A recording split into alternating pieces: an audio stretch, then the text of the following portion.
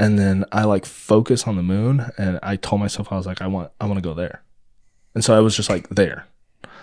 So I'm sitting on the moon, and I'm just kind of like looking at the world, and it was just like so insignificant. Welcome back to the Uncommon Podcast. I'm your host, Benjamin Dunford. On today's episode, my friend Ryan walks us through his journey, ending up in the Amazon rainforest doing an ayahuasca retreat. Ryan is also a super talented musician and shares an original piece of music with us at the end, so make sure you stick around for that.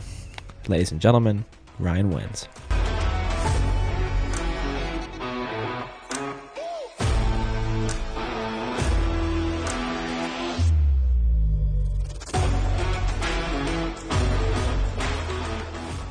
So imagine you are, that there's a teleportation device that has just been created to teleport you to Mars, okay? And a bunch of your friends have done it, and they all said it worked really well. And they went there, they came back, it was crazy, right? And you're like, okay, I think I'm going to try this. So you go to this building, you go in there, you get in this like little chamber, and there's a big red button. All you got to do is hit the button, and it scans your body, and then recreates you perfectly on Mars. Okay. And you get to like go do your, and with all your thoughts, memories, prejudices, everything. And it's just you. Okay. Right. And the way that it does this is it scans your body and then recreates you down to the last atom. Okay. And exactly you're no longer here. And then right before you hit the button, you realize kind of a scary truth about this device is that when you hit the button, it recreates you on Mars, and they wait until your new body has been recreated before they smash your old one to atoms. Okay. And so now you're on Mars, and your last memory is hitting the button on Earth. That's it, right? And now you get to go walk around, and you don't feel any different, right? The question is that you, and why?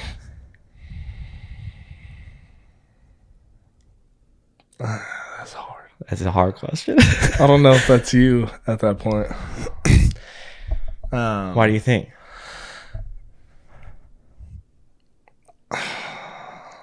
I feel like the rarity that like humans are, and how we came into existence, it's so like particular that I don't think we can actually like make a device that could perfectly make a human exactly how humans were originally made. Interesting. Okay.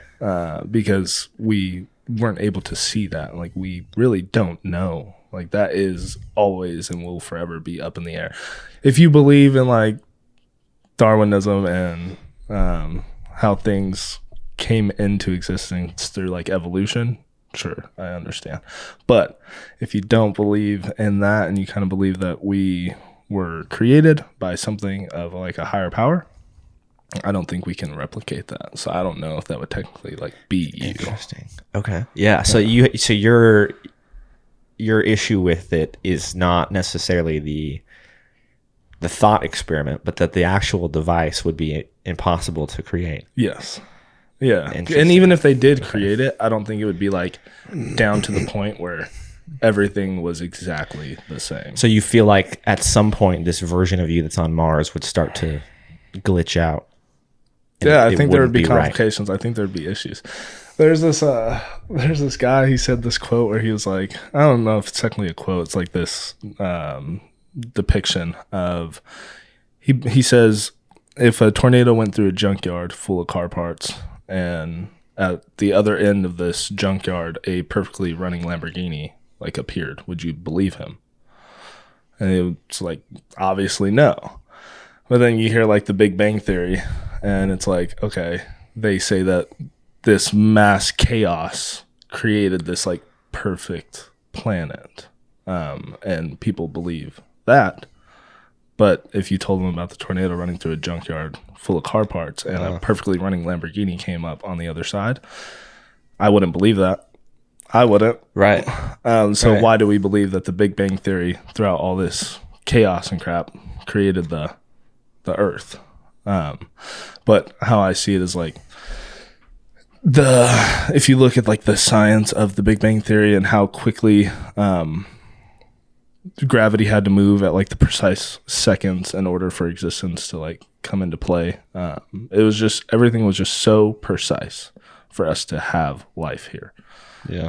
That I don't think we could even come close to replicating that in any sense. Interesting. Yeah. Okay. Yeah. This dilemma was posed kind of as an idea to kind of question the connection between what's more important to you, your physical continuity or your psychological continuity, and how do those relate to each other, right? So like your physical body, do you attach your this feeling of I, this feeling of self, right? The me, is that attached to your psyche, or is it attached to your physical body? See, I think it'd be even harder to believe that, like, if they were just transferring your soul, like even if the body wasn't the same and they were just transferring like your soul, I guess, to that body, I think that'd be even more difficult to believe. I think like replicating a human body and making like a copy is more realistic. Yeah. Because from a technology point of view, 100%. Because I don't know if you could really. There's a show where they had like these chips, I guess, basically in them, and you could. It was like a downloaded like scan on Netflix, right? Yeah. Carbon copy. Yeah. It was like, or carbon effect. Yes. Something like that. Yeah. But yeah, the little chip in their brain that they could like just pass through, and it didn't matter like what body you took over. It was still like you. And for me, that's pretty difficult to kind of grasp that idea that they could scan a copy of like everything that's going on in your brain, because it's not really like, I guess it's information. And the way they talk about like DNA and how it's like you can lay it out in kind of like a book code of just like numbers and whatnot, I guess that's believable if you really found out like how it actually worked, but it's so complex. Yeah. What do you think it is that makes you? That's a big question, but yeah, I feel like that's a hard question too.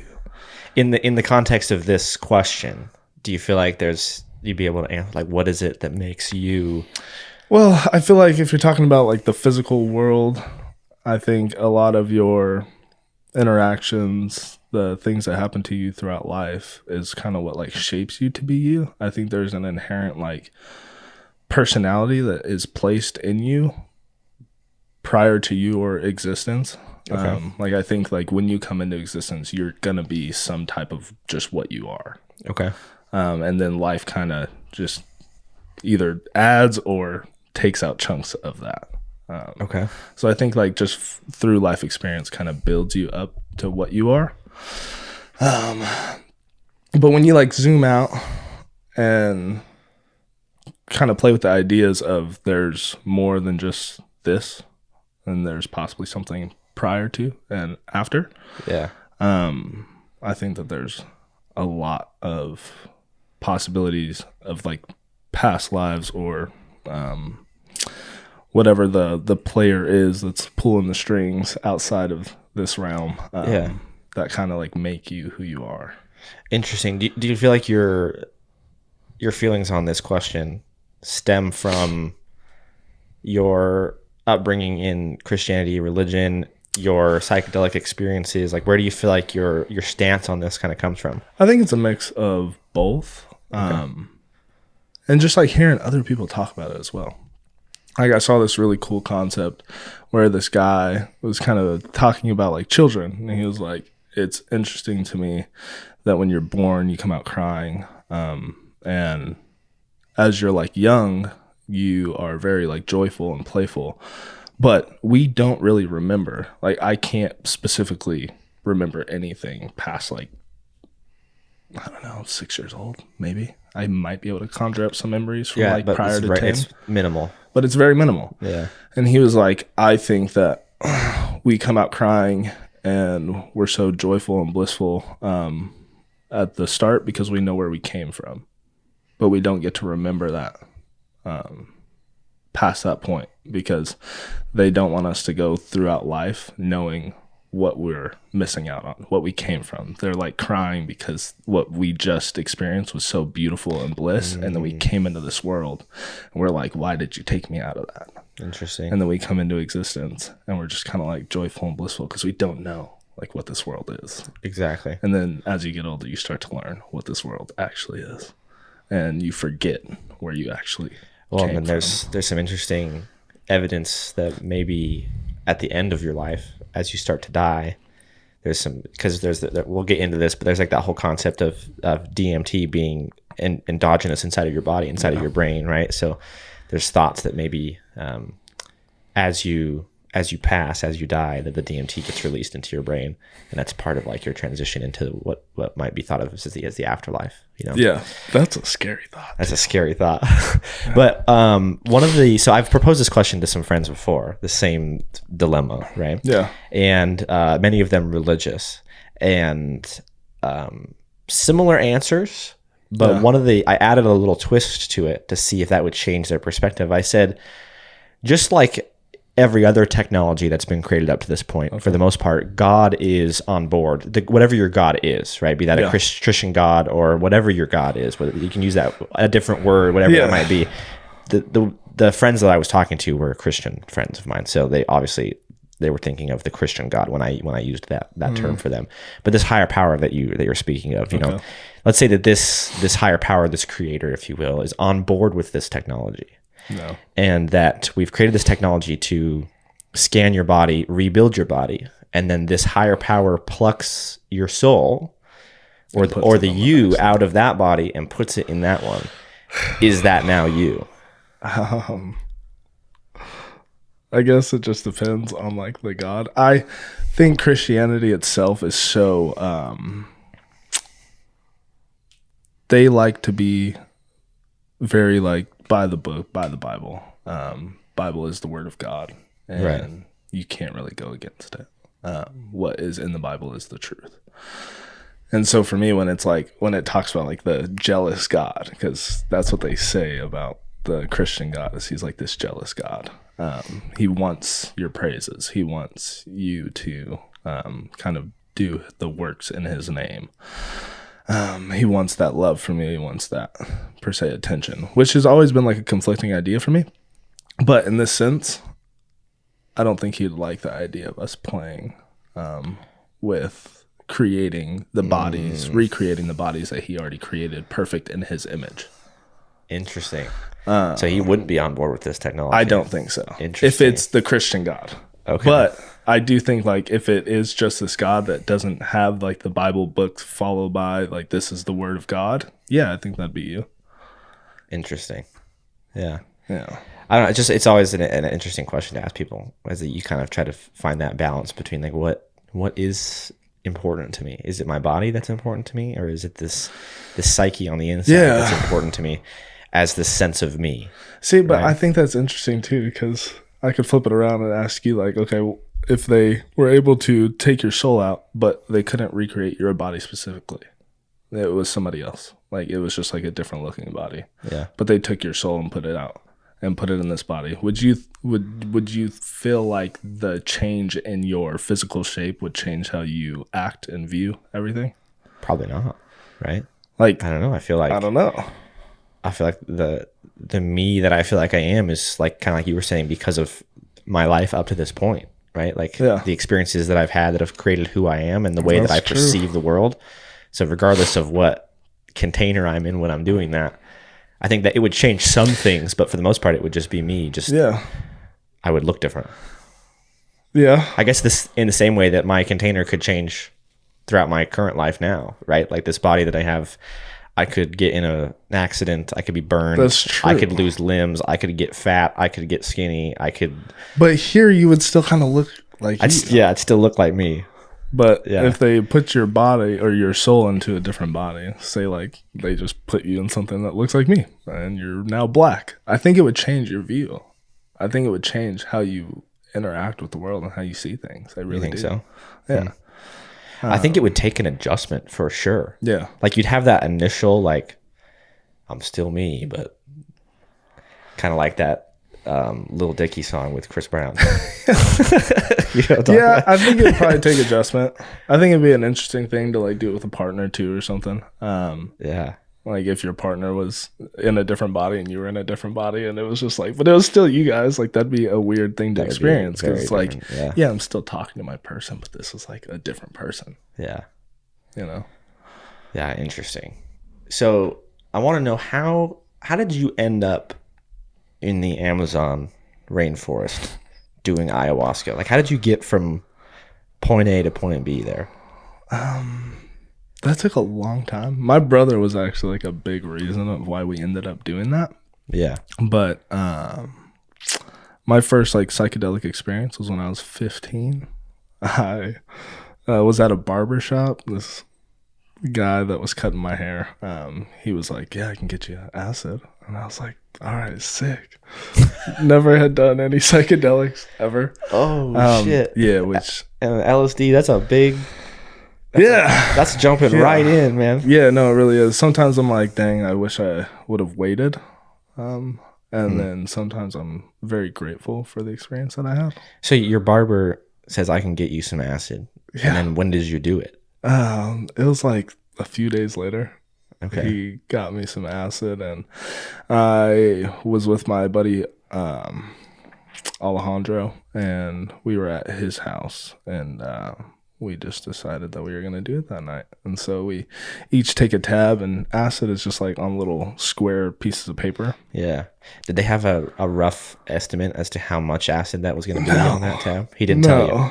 No. So to my understanding, acid, you can put drops on it. However many drops you put on it is however much the dosage is. But you leave it on your tongue. You leave it sitting on your tongue.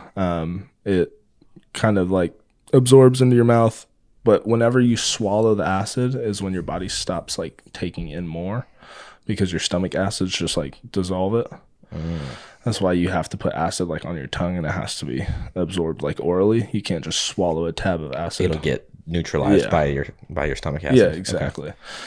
Okay. So we're sitting there, and at the time I didn't know this, so I just have it sitting on my tongue. It was like, I don't know, 15, 20 minutes had gone by. How long are you supposed to leave it on your tongue? I guess like 5 to 10 minutes. Like it absorbs enough to where you can like feel something, but not extremely like trip so hard that you're losing your mind. Right. Because it was really intense. But I turned to my buddy and I was like, hey, have you swallowed yours yet? And he was like, oh yeah, I swallowed mine like 5 minutes ago. And I was like, oh fuck, oh god damn it. So I swallow it, and we're sitting there, and out of nowhere the floor just starts like crawling towards me, and I was like, no. No. So I like sit up on the bed because it like scared me, and the visuals just get like really intense. The walls kind of start like melting, and I was like, oh god, this is too much. And so I just kind of like sat there with my eyes closed for a second. And with acid, there is no like darkness. Like you can't just like close your eyes and get away from it. Right. I closed my eyes, and I remember I was like facing the closet, and I put my body like in the closet to try and like get to darkness because I was just seeing so much. And I closed my eyes, put the blanket over my head, and I just start seeing like fireworks like flying, and I was like, what is happening? I was 15 years old. Yeah. Never experienced anything like this. I was like, what is going on? And then I started noticing like I would have to like snap my fingers or like move my feet to like remember that like I'm here. And then funny enough, I started like really focusing on the movie Inception. And in Inception, like you were watching the movie? No. Or you were just thinking about it? I was just thinking about it. Okay. Because in the movie, they're like, you need to find something to like bring yourself back. Yeah. Like you always have like a lifeline, like a ground. Mm-hmm. And so for whatever reason, like the clock on my buddy's like ottoman, it was like this red LED clock, and I would just make sure like time was moving, because I couldn't like I couldn't comprehend that time was still like going. And so every time I'd look at the clock, I'd just make sure like some minutes had passed. It was like your grounding thing. Yeah. You could look, every time you could look back at the clock and be like, okay, time is moving. Like, we're still here. We're alive. Interesting. Prior to this, just so like you have some like background of why this was such a good thing for me. I was like a very volatile, just like high tempered kid. Yeah. Anything would like set me off. I was just like a mad, like angry child. And I was not the kindest person. Like I have apologized to like a lot of people from my past because I was just not super nice. And it had a lot to do with like the environment that I grew up in. 1,000%. Yeah, absolutely. Yeah. But when I was taking the acid, there was a moment where I was laying in the bed. I had like curled up in the blanket, and my buddy, I had like begged him to play John Mayer because I was like, I just need something that like is familiar. Yeah. So he starts playing John Mayer. I don't even remember what song was playing, but for a second, this is so hard to explain. I was like in the fetal position, and my body felt like it was doing this, just like moving like that. Like oscillating. Yeah, just over and over. And for whatever reason, in my mind, I could not stop. Like it wasn't going to stop. I was stuck. And that's how it felt like it was going to be forever. In this gyrating just motion. Like over and over and over. And it like really, really got like heavy. And so after, I don't know, to me, what felt like 40 minutes of me just doing this like motion, I finally like moved out of that like stuck moment, and I saw myself like in this extremely long like hallway, and I could not get close to the end. And I started to kind of like panic, and out of nowhere I just like shot up in the room, and he had this like LED light strip like word on the wall. And the top of the room was like a wave, like ocean water just like moving. And on the bottom half of the room, it was just like normal. Like everything was normal. It was so weird. It was like this odd contrast of like what I was experiencing in my trip and then like what reality was. And it freaked me out for a second. And so I like turned out to the window. I'm looking outside, and the trees are like looking through like a kaleidoscope. Like the trees are just like geometric shapes, but it was windy. And so like the trees are just like moving, and all these shapes are like appearing and whatnot. And I like look down, and the fence looks so fake. Like everything looks so fake. Do you remember, I don't know, like Barbie movie, like plastic? Like there's this, I can't remember the name of the show. I think it was Little Bill. There's an old cartoon called Little Bill, and it was like a big part of my childhood. It's this little like black kid, and he wore this like yellow shirt, had like a purple stripe through it with like a little bee on it. That was his name. And it looked like the fence that sat like in front of his house. I don't know why it was like so tied to this, but it was. Interesting. Okay. And I remember like looking at Alejandro, and I was like, am I here? Like, do you see me? Like, am I here? And he was like, yeah, bro, like you're fine. Like you're good. And I don't know why he was so calm in that moment, but he was like, yeah, bro, like you're fine. You're good. Don't worry about it. I just kind of like sat down, and I was like, yeah, I am good. I am fine. Like there's nothing to worry about. And as we start like coming down from this trip, we start like talking about like life and existence. And this is kind of where like my spark of wanting to get back into Christianity like came from, because there's a long stint of time where I just like wasn't really a part of it. Okay. And we started having like these philosophical like conversations about how we viewed the world, and I think I always try to explain people like acid, shrooms, they're great, but your brain is moving and functioning at such like a high level that you will conjure your own answers to your own questions. And people after trips, like, yes, trips can be like very profound and do like wonders for people. But I also feel like trips can be very detrimental if you don't understand how extremely like powerful these hallucinogenics are. Because were moments where my brain would start like thinking about like the possibility of like the string theory or anything like that, where, you know, you think of something and out in the world, out in like the ether, it just like appears, it exists. And like the idea that we're not really here, like things aren't real. I had this like thought that when you look forward, like everything in front of you is there, like it exists, and nothing behind you exists until you actually put your eyes on it. Like it's not there until you physically see it. This was a feeling that you had during the acid. Yeah. Okay. But these are ideas that like I'm bringing up as I'm on this trip, and my brain's just kind of like feeding me answers to it. Yeah. And then after like these long conversations towards the end of the trip, I just kind of like sat there, and it felt like self was no longer there. I just kind of like really started being like introspective of myself, and I was like, I don't like who I am. I don't like the person that I am.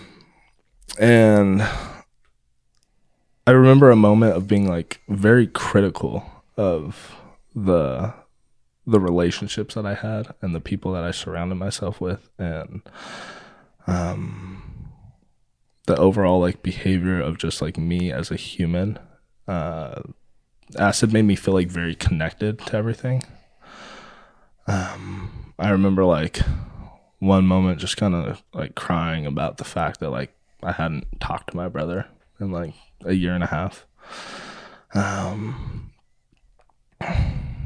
remember like crying about my dad and our relationship, and just not really being like close to him.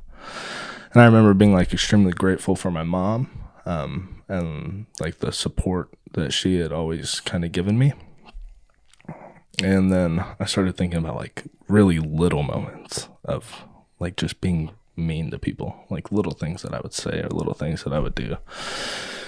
And after the trip, I felt like so light. And I don't think like people understand until they actually do it, but it's so heavy. It's like if you had the most stressful day at work and like everything that could go wrong went wrong and everything that could go right went right. Like it wasn't bad, but it wasn't the best. But there was a lot of good moments, but there was also a lot of like really heavy and hard moments. And at the end of the day, your brain is so mentally exhausted that you're tired on those days. But the difference with this is like at the end of it, you're so mentally exhausted that you just feel light because all that is gone now. Like you're no longer tripping that hard. Your brain is no longer like functioning at that high level. You still kind of have like the remnants of the trip and the overall experience, but you just feel like light on your toes. Like relief? Yeah. Yeah, in a sense. You just feel like really relieved. And you almost feel like accomplished. Like you just went through something. Like you came out on the other side and you feel like really good, like and proud recharged. of yourself. Yeah. Like I just made it through that. Like that was really difficult because it's like a mental game getting through a trip. It really is. Yeah. Especially when you use it for the right reasons. Right. This is a common misconception. I feel like that. I mean, there's obviously a recreational purpose and place for psychedelics and different types of there's a bunch of different types of psychedelics, right? Absolutely. But generally speaking, I have very minimal experience, but the small experience that I do have is obviously set and setting super important. Intentions are super important. All these types of things, right? But they don't really feel recreational to me. Mm-mm. Like I could see maybe, but like these are like you just described. I mean, this is a very intense, very emotionally intense experience that is not to be taken lightly. Yeah.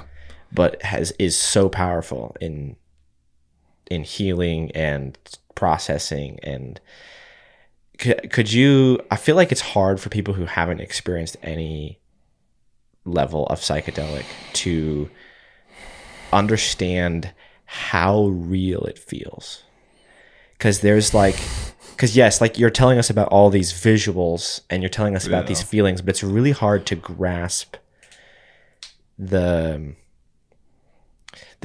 connection that you're feeling and just how it doesn't really feel like you're hallucinating. I can only speak to ketamine, right? I've done ketamine, but that honestly, LSD, as you're describing it to me, it does sound very similar in a lot of ways to ketamine. Yeah. Very much so, like you said, when you close your eyes or you go in the darkness, it doesn't stop. Yeah, there's no darkness. You cannot hide from it. No. Right? And in ketamine, you specifically like wear an eye mask so that you just turn internally. You don't even open your eyes at all the whole time, right? It's all just this journey and visual on the inside, right? Whereas acid was it was kind of both. It was like you could do this internal journey in darkness and then also external was changing at the same time. It's really hard to describe to people, but what is it? Do you have any way to try to describe how real it feels? Is that even the right way of saying that? Does that make sense what I'm trying to say there? Yeah. Because I feel like people don't understand that part. They're just like, oh my God, he's just tripping balls. And he's like, oh my God, look at all these fireworks. And like, look at that fence. It looks fake. And like, you don't have this version of consciousness that you're in right now. People refer to it sometimes as the problem-solving state of consciousness, right? Yeah. We're really good at like recognizing right from wrong and recognizing real from fake and like all these things. Yeah. And so if this version of consciousness if all of a sudden you just played that video that you felt looking out at this fake fence to me right now, I'd be like, this is just like some weird hallucination. It's just a fake fence. But in the moment, it doesn't feel like that. No, it felt like really connected to like my childhood. But yeah, it's really difficult to explain how real it feels because it's not real per se to everybody else who's just not on hallucinogenics at the time. But through like research, there's this guy, I can't think of his name. He's on Joe Rogan's podcast like multiple times. He's really like big into psychedelics and he's like grown like shrooms for a long time. Has really been into like shroom medicine. Is he the guy that wears the mushroom hat? Yes, you know what I'm talking about. Rick Doblin. Yes. He talks about this in one moment. He talks and he's like, I think that shrooms, acid, any hallucinogenics is like putting on a pair of glasses and allowing you to see through this like curtain. That this world, this like psychedelic world always exists. We just can't tap into it in our natural state. So our body has the capability of doing this. Like, yes, we take things in order to do it, but it's because of the chemical reaction that happens within our body that we're allowed to experience these things. So our body is capable of doing this, but until we mix it with these certain substances, we can't actually like tap into it and see it. And I think you come to this conclusion because there's breath work and like really deep meditation that you can do that kind of simulates like what like a body hallucinogenic like experience could be. Sometimes like the breath work and meditation can get so intense that you do start hallucinating and seeing things. Because our bodies are capable of this. Right. So the idea that the idea that like this world is actually like always there, we just can't tap into it, is something that for me, when trying to explain to people, I'm like, it's like looking at the world through a different lens. Like it doesn't feel like you're tripping on this substance. You're just existing in a different form of reality. And you're sitting in this like headspace of trying to figure out like why you're seeing certain things, why visually certain things are like molding or shaping. I've looked at friends and seen their faces kind of, this is so weird. I've looked at friends and like in the middle of the trip, seen their faces kind of like turn, almost looking like evil. And after the trip, like realizing like they're not the best person.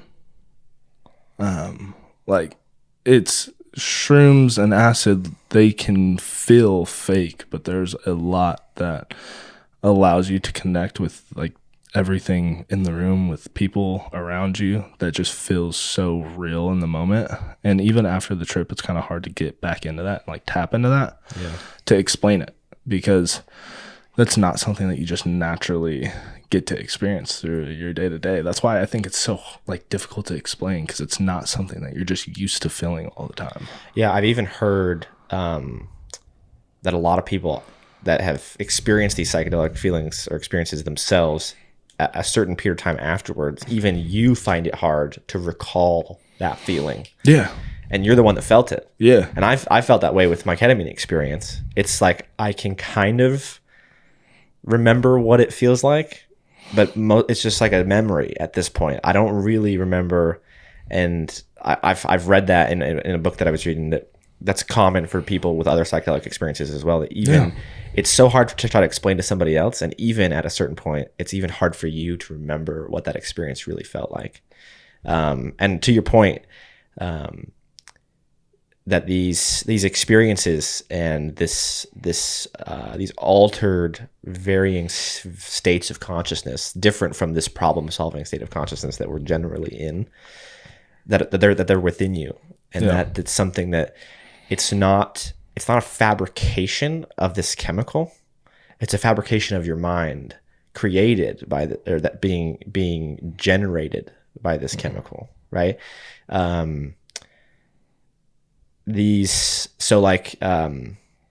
DMT, for example, is the active chemical in ayahuasca. It's also something that people will smoke. There's a bunch of different ways that you can do DMT, but it's one of the psychedelic substances that people use that's pretty powerful.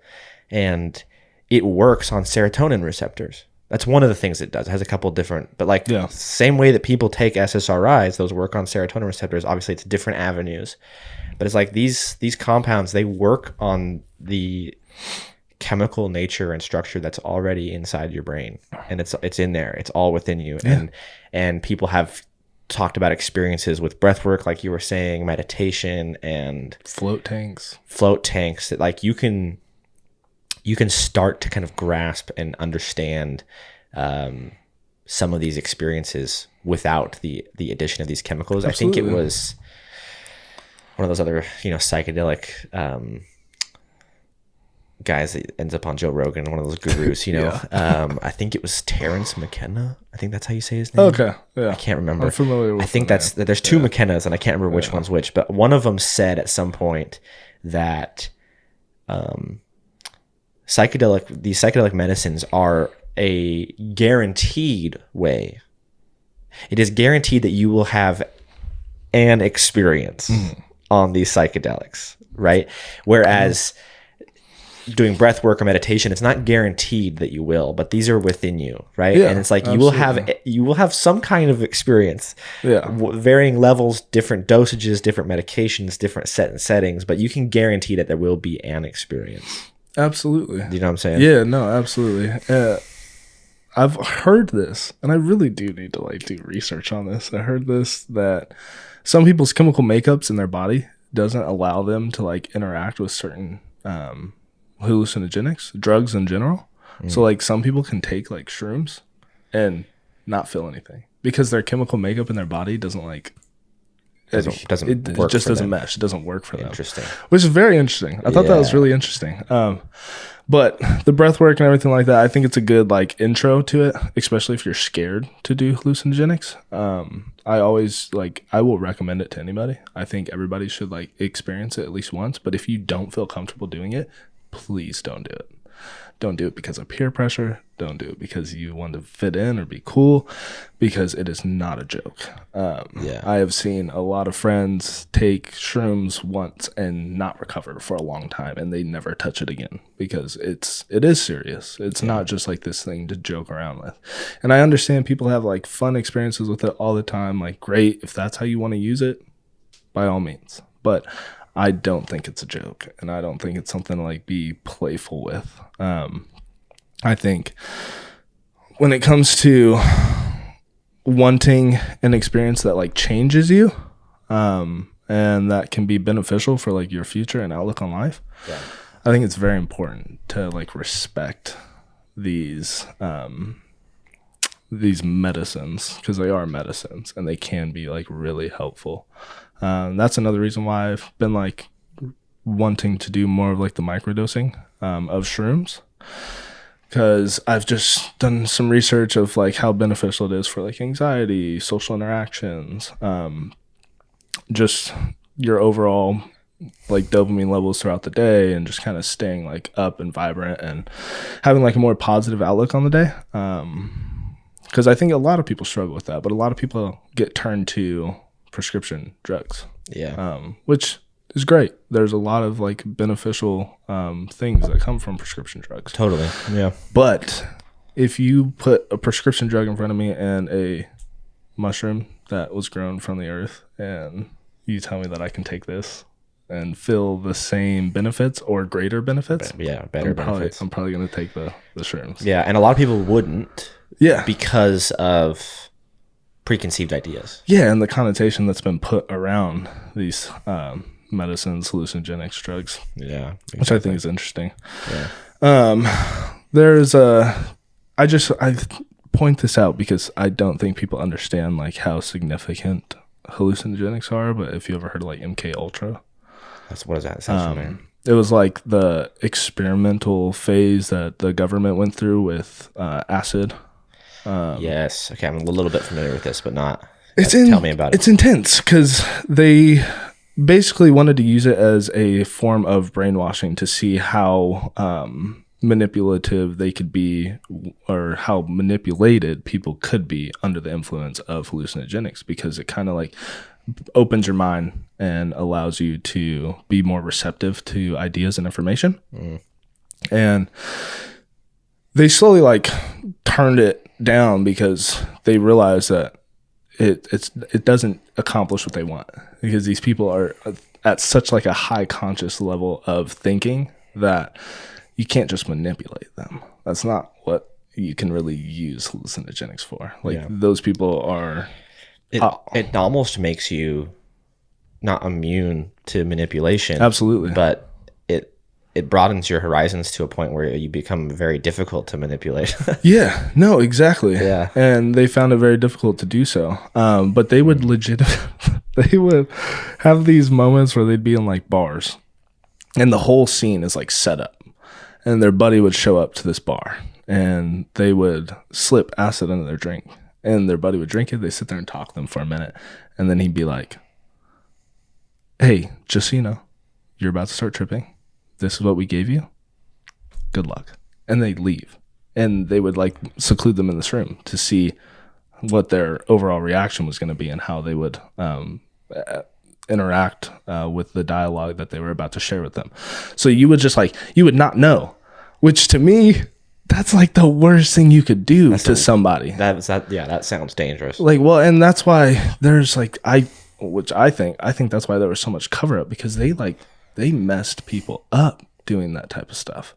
Like, if somebody's not ready for an hallucinogenic trip and you just kind of give them, and you don't really like know a lot about it yourself, because at the time they're experimenting with this, like they didn't know a lot about it.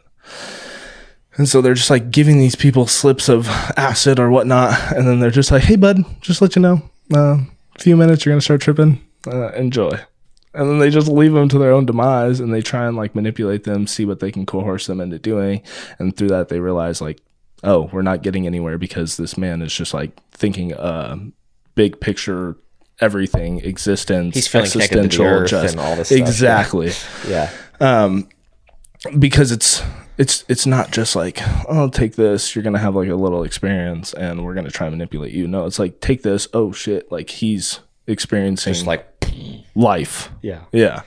But it's just, they knew that it was powerful. They knew that these drugs were very powerful, and that's why they made them illegal for a long time, and they still are in most places. Shrooms has been like decriminalized in a lot of places, but I don't think acid has been anywhere. Not that I know of. No. But they don't want people to have this.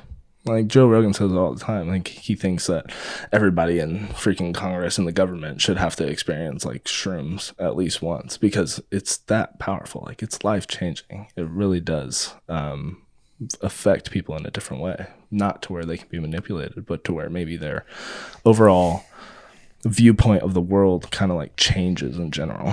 Yeah. Which I think would definitely be beneficial. Definitely. Yeah. What you're talking about with this, with it being, with these medicines being dangerous, being not dangerous, but being something that is not to be taken lightly, right? And that can be very scary. Yeah. And I guess can be dangerous in some sense, right? Have you heard that one of the definitions of trauma is a stimulus, if you will, that you weren't equipped to handle at the time? So it's kind of like, if you think about like childhood trauma, for example, there's something that happened to you when you were a kid that you weren't equipped to manage or process at the time, right? Yeah. So that's one version of a definition of trauma, right? Yeah. That's the same thing could be said for any type of trauma, right? Where I feel like this applies to kind of this is a good way to kind of describe the dangerousness, if you will, of psychedelics, is that if you're not equipped to process before, during, and after you do this medicine and you have this experience, because there will be very big emotions that happen, very big experiences that happen that can be traumatic, right? And I don't think if you're not equipped to process those before, during, and after, then they're just like any other trauma that you experienced in your life. It's going to get locked in, and you're going to have to go unpack that at some point. Do you know what I'm saying? Whereas if you have a big experience and you're equipped to manage it, it could be a massive growing experience for you. Yeah. I just thought of this in the moment. No, Does absolutely. That sound about right? Yeah. No, I think like for a long time, I didn't understand how profound and like beneficial that acid trip was at 15. Yeah. For a long time, like afterwards, I was like, oh, that was like a wild experience. But as I kind of like got older and started having more experiences and whatnot, I kind of understood how like much of a pivotal point taking acid was at such a young age. Interesting. I wouldn't recommend it to everybody, but some people it could be really beneficial. And talking about like ayahuasca and going to Peru, when we started like breaking things down with the shamana there, she basically told us when you are in a shamana like bloodline, you are training to be a shamana or a shaman from birth. Like that is just your fate. That is your destiny. It's like your ancestors were shamans. Exactly. So like that's your bloodline. That's what you are going to be. And at like age like 7 or 8, they start giving small amounts of ayahuasca to these kids. And so in that, I'm like, yeah, I don't think shrooms or acid starting like at a young age is bad, and especially not for some kids who have experienced like really traumatic childhoods. Yeah. I think it really does like expand the brain enough to allow you to kind of see these bigger ideas. You might not be able to like break it down in the moment, but it allows you to like feel these big emotions for these really intense moments that you had at such a young age. Yeah. But some people don't have like the shitty childhood. They might have like, you know, hard times going through childhood, but not something so intense. And maybe it's not the best idea for them to take acid or shrooms or anything at a young age. But some people, I do think it can be like really beneficial at a young age. Especially if you're equipped to manage it, you know. Exactly. Or you have the resources. Yeah.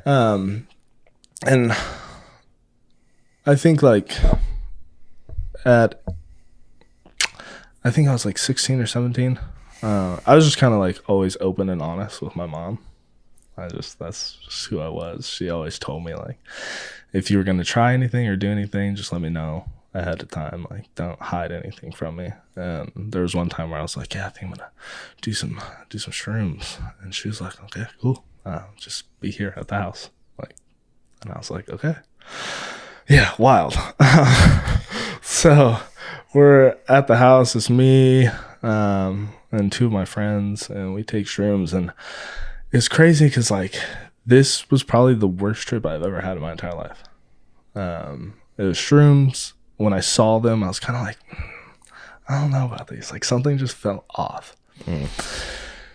And I take them, and probably like 30, 40 minutes later, I start tripping. And I don't throw up on hallucinogenics. A lot of people experience like stomach aches. They get like sick and they throw up. I've never thrown up. And this particular time I got like really just like stomach sick, which I had never really experienced. And in my mind, I was like, these are bad shrooms. And going into the trip with that mindset, oh God, was so bad. And I started having these like really intense visuals. And I can't even explain like what I was seeing, but the feelings were like really dark. And I just felt like scared and on edge the entire trip. And I kept like just like walking out of the room and walking downstairs and walking up the stairs and coming back to the room. And I just like sit there for a few minutes, and I just like couldn't sit still. And I was like, I just didn't feel right. Were you having scary dark visuals, or was it just a feeling? So I think I was having scary dark visuals, but I was so focused on being here. Like I was so focused on trying to be present that I can't even like recollect what I was saying. Because that fear, that anxiety was turning into, I need to try to control this experience. Exactly. And so the harder I fought, like the worse it got. It was so bad. Which is super common. Yeah. Yeah. After this trip, I didn't take hallucinogenics for like a year and a half. It was bad. Yeah.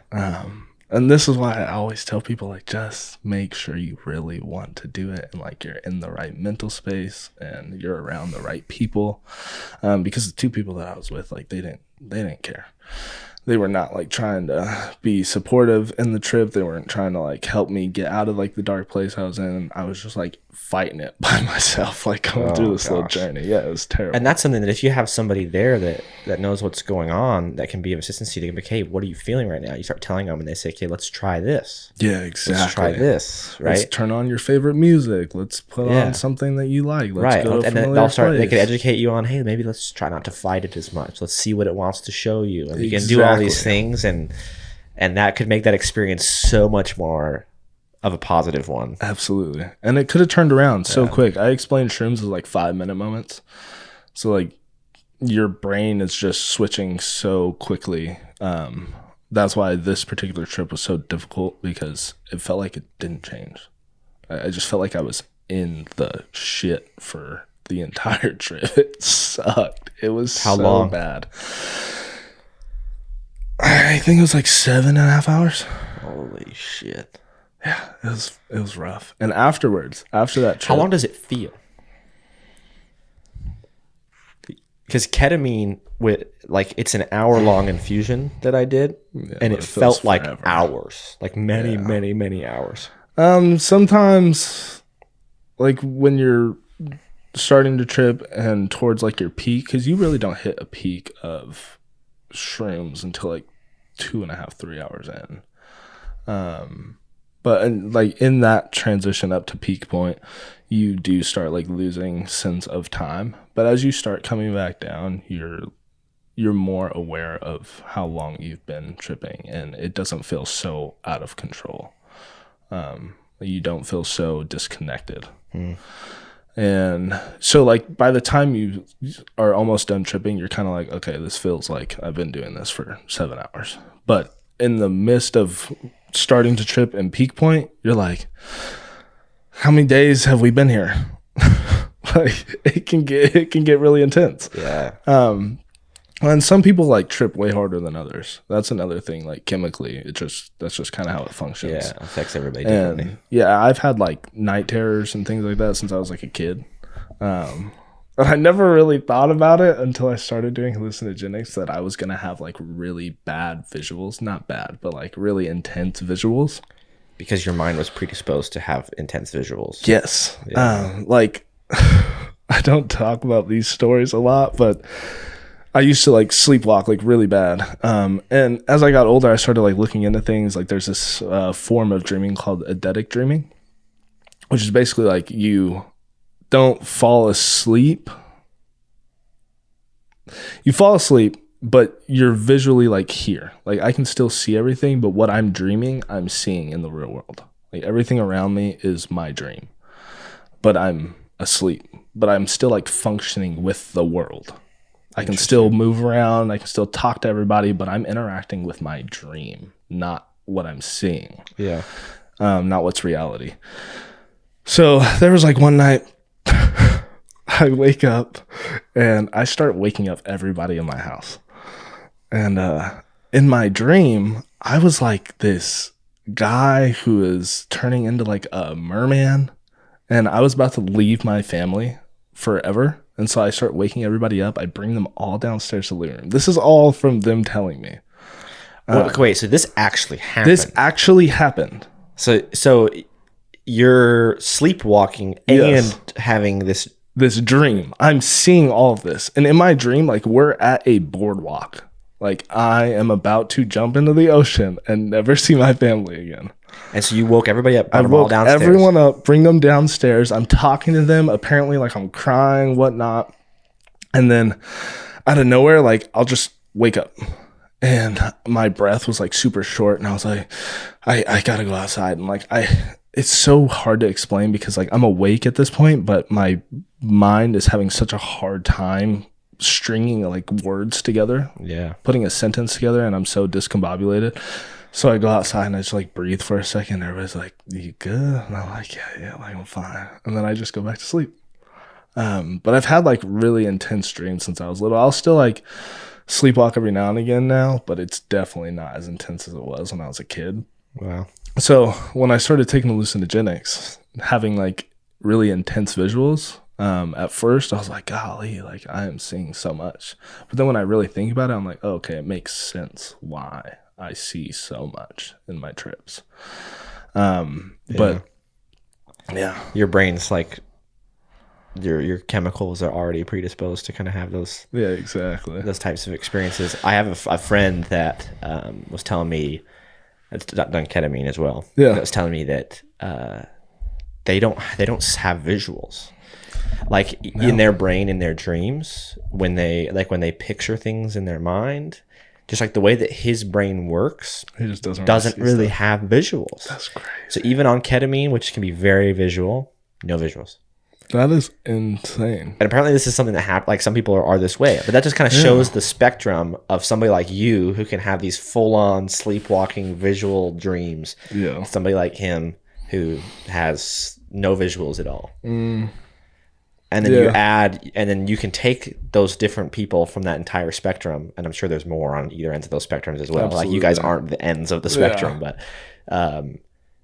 and then you can add these medicines to that, and then everyone will have a slightly different experience based off of that. Yeah, absolutely. I think I would have gone into hallucinogenics in a more delicate way if I would have known this at a younger age, because there's people whose brains literally break after taking acid or like shrooms one time, like literally go into mental hospitals because it's so intense, like it messes them up long term. Right.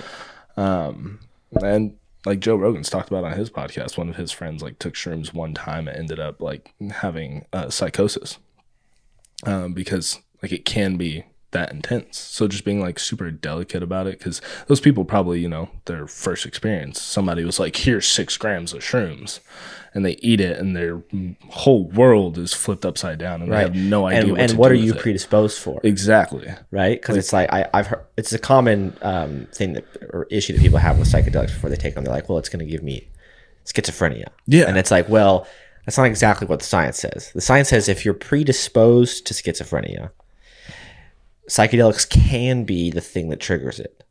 But there are many different things that can trigger the schizophrenia that already lives kind of dormant within your body. Yeah, absolutely. Within your mind. So it's like, if you are tactful and thoughtful and careful about the way that you introduce these things to yourself, then you can kind of see, like, what am I predisposed for?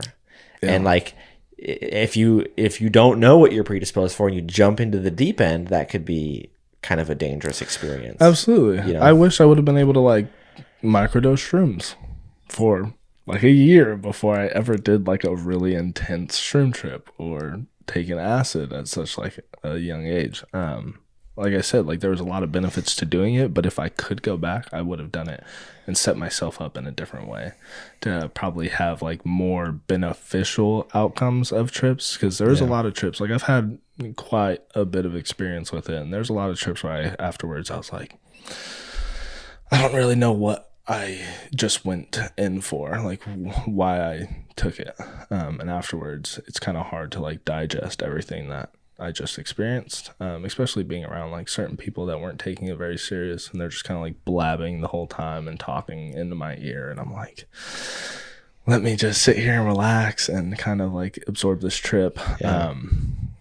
I just didn't have enough information in order to get the most out of my younger experiences. Yeah. I think this is something that I think is a misconception for people, because the history of psychedelics is really fascinating, and there's a lot of really really deep, long history behind a lot of these psychedelics. Like ayahuasca, we have a lot of evidence for all the history behind ayahuasca. Yeah. In Egypt, there was the blue water lily. In the States and in Europe, you had mushrooms, Amanita muscaria, and like you had all these. So you have these psychedelics all over the world, and there's evidence of humans doing these psychedelics for thousands and thousands of years, right? I mean, a long, especially in the Amazon with ayahuasca. I mean, it's been going on for thousands and thousands of years, right? And for so long, and you have these shamans, right? Yeah. And that they have been trained for this their whole life. They've been preparing to be able to help guide people through these experiences. And just the way that you and I are talking about this right now, as opposed to somebody who their only experience talking about or thinking about psychedelics or things like them is, hearing from somebody at some point that they will fry your brain like an egg. Yeah, absolutely. And then it's going to ruin your life and give you schizophrenia. And they have all this fear.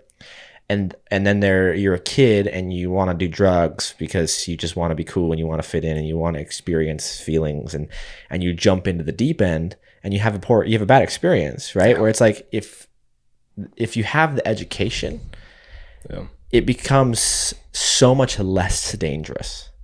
Right? Just the conversation that you and I just had. It's just like, here is how you can slowly kind of work up and work your way into, and here's how you do it in a way that's going to be the most likely to be beneficial, and here's how you do it gently. Just that conversation right there, I think a big reason as to why there are so many, even I don't know how many there are, but there's so many horror stories or bad stories being circulated around about psychedelics is because of the lack of education. Absolutely. Because it used to be that if you were going to do psychedelics, there were shamans. That's what they call them in South America, but they call other things all over the world, right? You have these people that have done them many times, have helped a lot of people through them, are trained, educated, and very experienced, just like you were able to explain just now, right? But because the psychedelics have been so demonized and they're like Schedule 1 narcotics, right? They're, highly, highly illegal, right? It's like they've become so demonized that now the education's not available. If you Google it, now I actually read some stuff yesterday that was a little bit more on the right kind of vein. We're starting as a country, kind of as a culture, everyone's starting to kind of move that direction, slowly but surely. There are lots of good studies going on at universities and things like that, but for the most part, when you Google these medicines, the stuff that comes up is just how dangerous they are and how illegal they are and how much they're going to ruin your life and all these things. Whereas like if the education was, do this responsibly.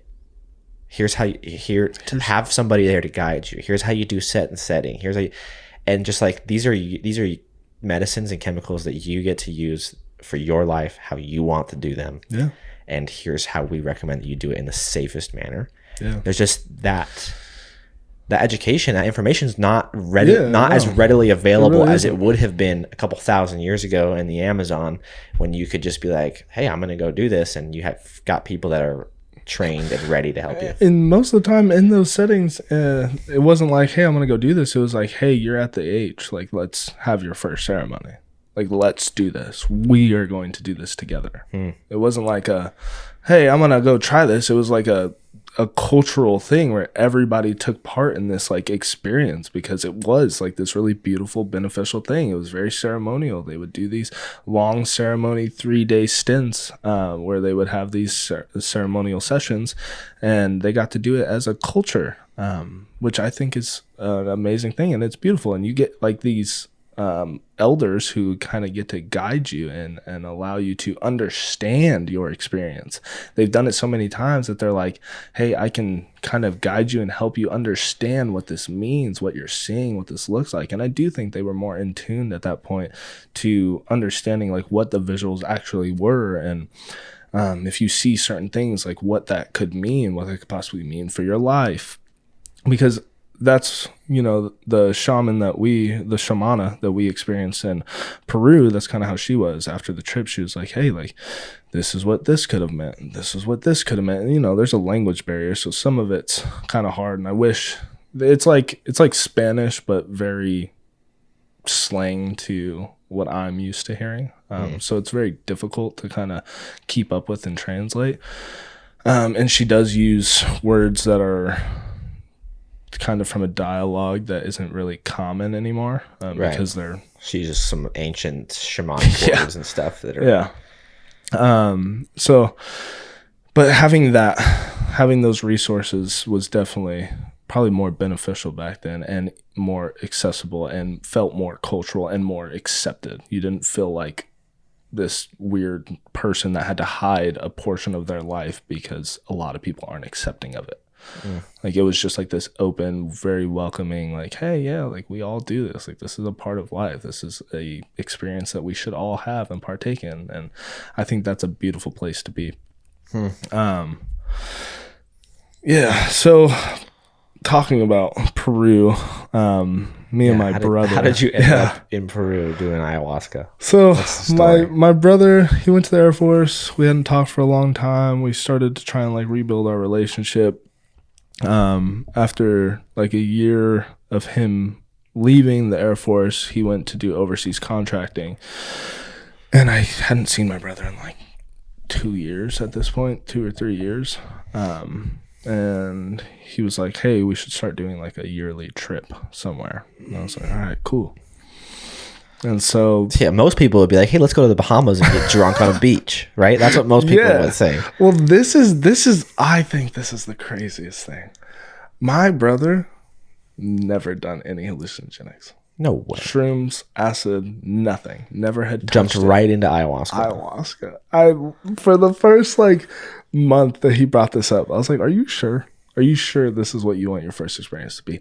I love you. I think you're capable of whatever you think you are. But I don't know if this is like the thing that you should jump right into it.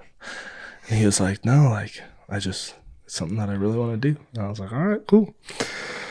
So we get our plane tickets and we end up flying out to the Amazon. It's really cool because you fly into the city of Iquitos, and it's like this small, compact island off of the Amazon. And it has a population of 1 million people, and it feels so dense. The houses are just kind of like stacked on top of each other, but it's gorgeous to me. To them, it's probably just like, well, it's our city, but it's absolutely beautiful. And then from there, you go to the docks, and they put you on one of their like speedboats, and they can only take you so far. and those speedboats drop you off at another little town village, and that's where we met our like guide that took us to our actual like huts. And they put you on this boat. They call it a pecky pecky. Because it has like this little, I don't know, lawnmower engine on the back, and it's like a little wooden boat, and the engine sounds like it goes pecky, pecky, pecky, pecky, pecky. That's why they call it a pecky, pecky. So you go down the Amazon, this little tiny boat, and they bring you to like your huts, and the first night you don't eat. The first morning you wake up, they give you like agave juice, and you just drink a lot of it. And then they bring you in for your first Cambo session. And Cambo, I don't know if it's on this arm. No, it's on this arm. There's 2 dots on the top of my arm right here. They take like a little wooden stick and they light the end of it on fire. And then they like put it on your skin. It burns the top layer of your skin off. And they take the Cambo, which is like the poison from a frog. And it's like a powder. And it's kind of gross, but they let you use your own spit. They don't do it, but they have you spit on the powder and they mix it together and it turns into like this paste, and they put it on the wound, and out of nowhere, your like heart just starts boom, boom, boom, boom, boom, boom. And it feels, it's so crazy. I don't even know how to explain it. Like you just feel your heartbeat like through your entire body. And then your heartbeat starts like moving up, up, up, and it goes to the back of your head, and it's like boom, boom, boom, and it's so heavy, it's crazy. And then your head feels like it's just compressing, and the pressure gets so crazy, and then you just start throwing up.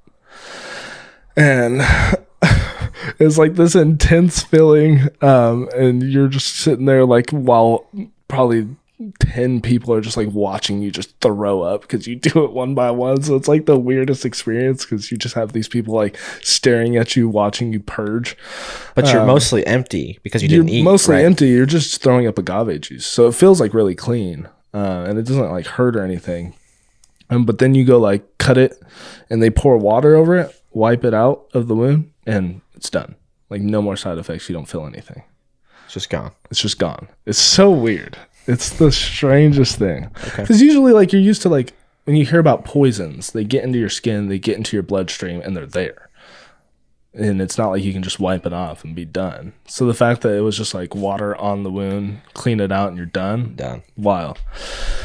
After the Cambo, you spend the day just kind of, they don't let you eat prior to your first ceremony. And the first time we went, when we sat down with the shamana, I was just kind of talking to her, and I was like, I don't really know if I'm like ready. I don't know if I want to do this yet. And she was like, okay, well, just tell me your intentions. Like, tell me how you want to go about it, like what you want out of this.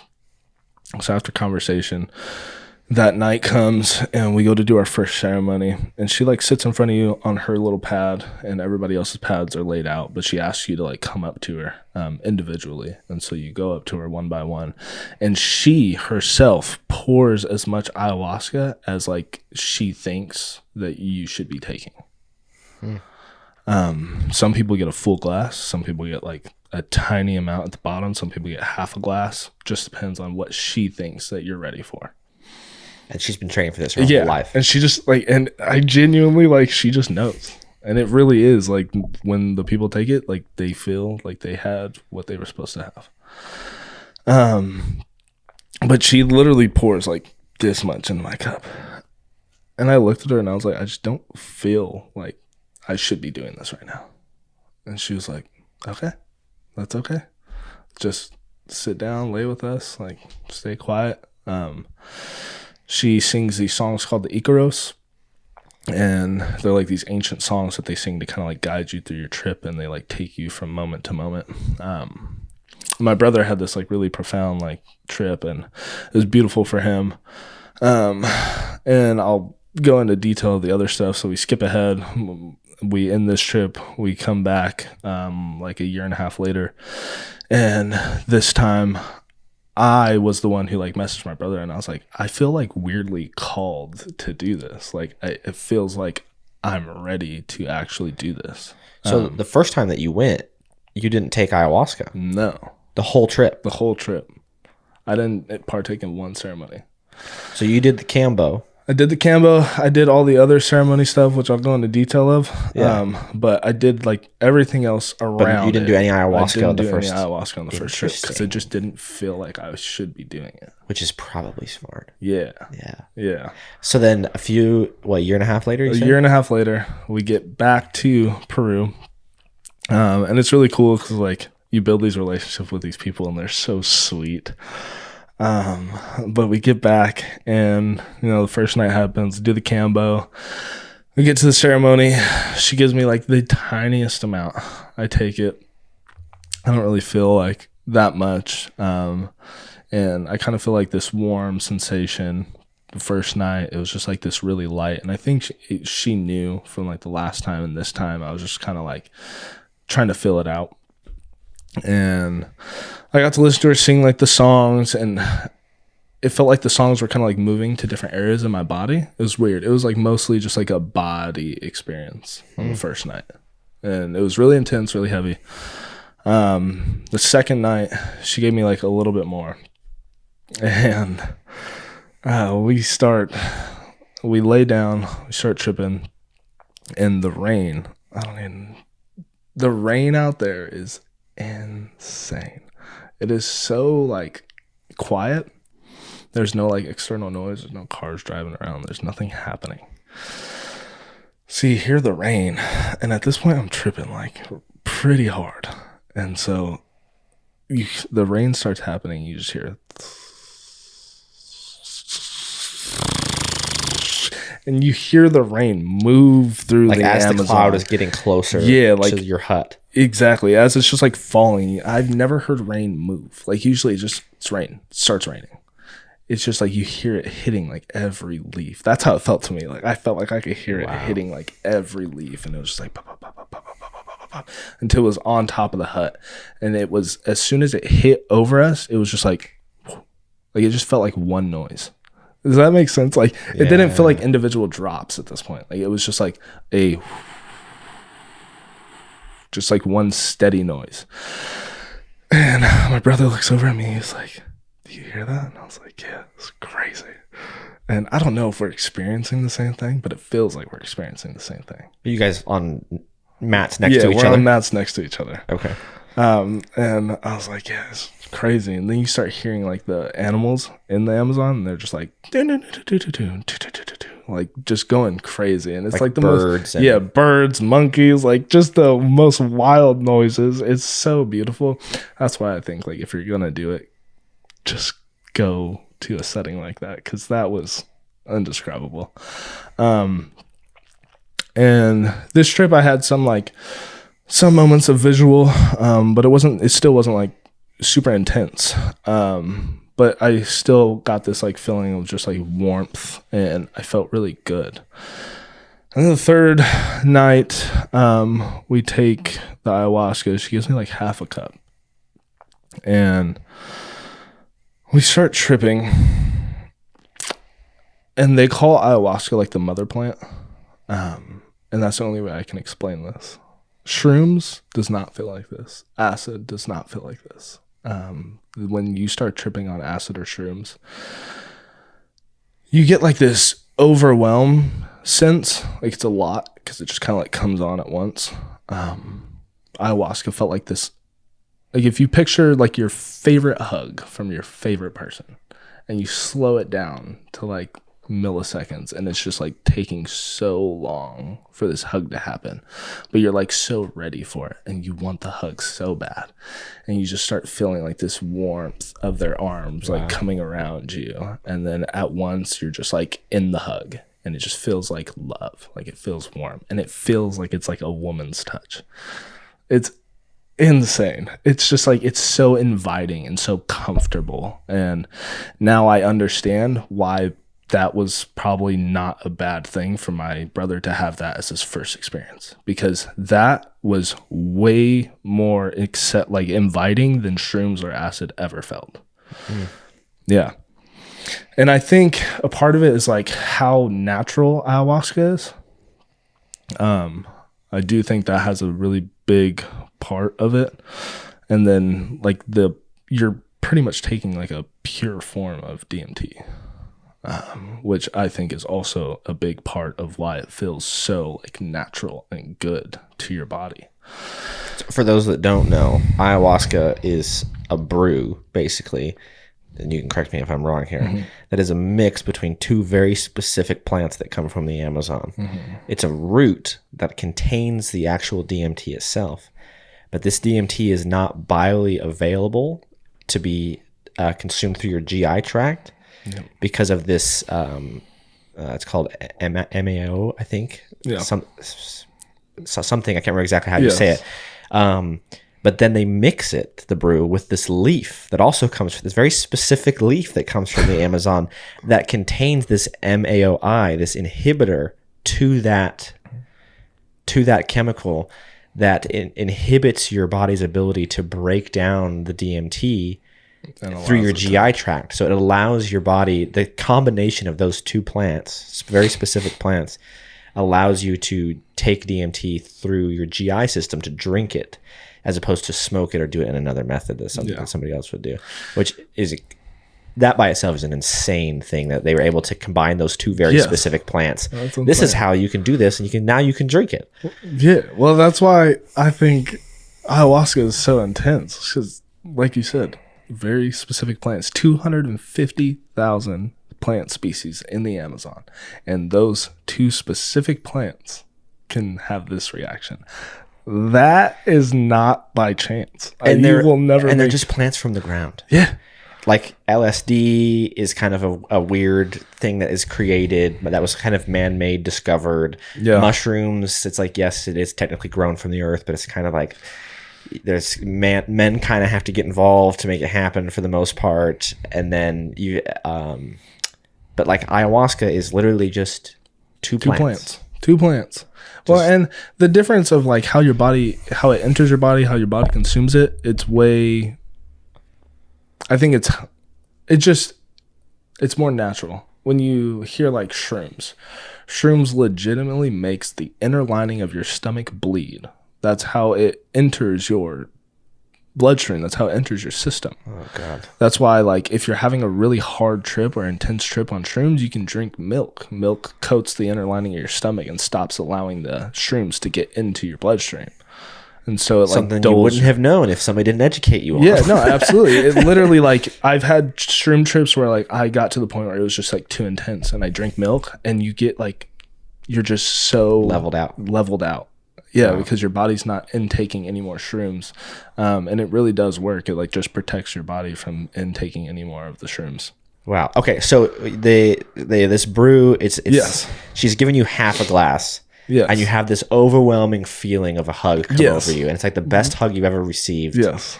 Okay, what else? What next? Yeah, so she starts singing the songs, and I'm like slowly having this like visual experience, and then like I'm not here. I'm laying on the ground, sure.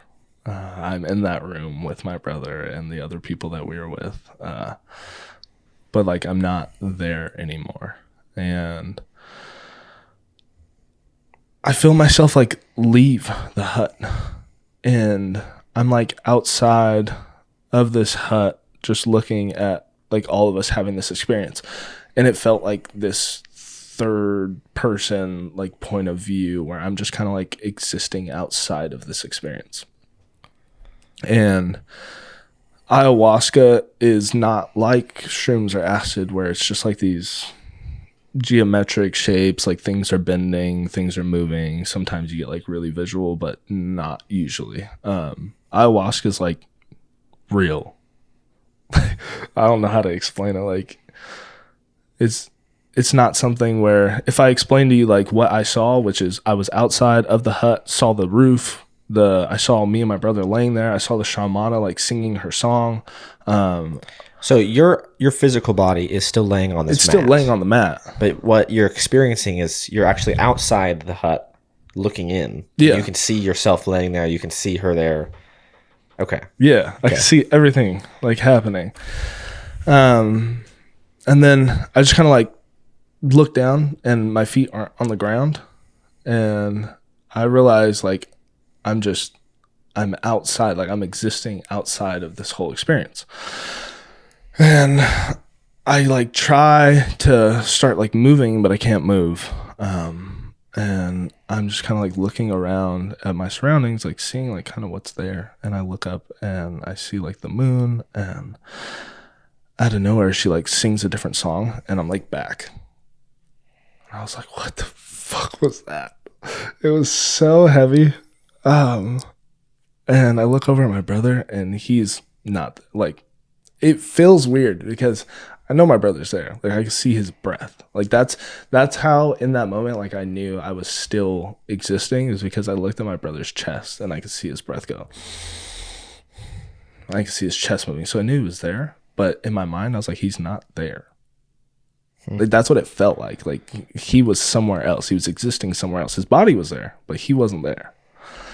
And so I just like turned back to myself and I closed my eyes.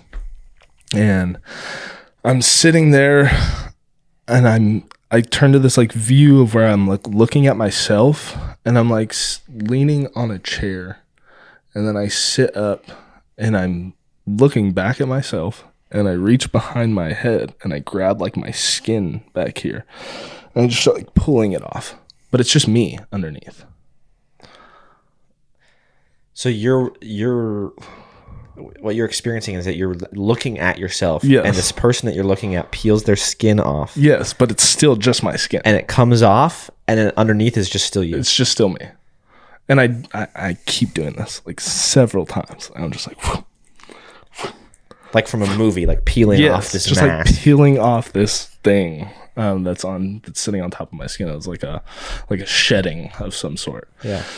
And I specifically remember it happened 10 times. And I still to this day like don't really know what exactly it was trying to show me. Like I have ideas. Yeah, sure. But I don't know, seeing myself, because at first, like when it first started happening, I felt like scared for like 2 seconds. So I was like, why am I doing that? Why am I doing that? And then when it peeled off and it was just me underneath, and like I had like no expression on my face, I was just like blank, like just sitting there. I thought I was gonna peel it off and it was gonna be like muscle, and I was gonna see like nasty stuff. Yeah. But then when it pulled off and it was just me, I was like, what is happening? And so yeah, happens 10 times. She switches songs, I come back, and I was like, wait a minute, like this is very intense. So I decided that I was gonna like step out of the hut for a second, because they're not super strict on like you have to stay in one spot. You got to use the restroom, whatever, walk outside, take a break. So I get up and I go to walk outside, and I get to like, you walk down the hill a little bit, and to the right there's a like a stall. It's not really a stall, it's just a little hut with no door and like a toilet. Very invasive. There's no privacy out there. So I like sit down on this toilet, and I like pull my pants on everything, like I was going to use the restroom, but I didn't need to use the restroom. I just needed to get out of the hut for a second. So I'm sitting on this toilet, and I'm like looking up, and out of nowhere I was just like gone again, like, and I felt myself like in the sky, and I like turned to the moon, and the moon's like detail is like so intense. I could see like every crater, every like line through the moon.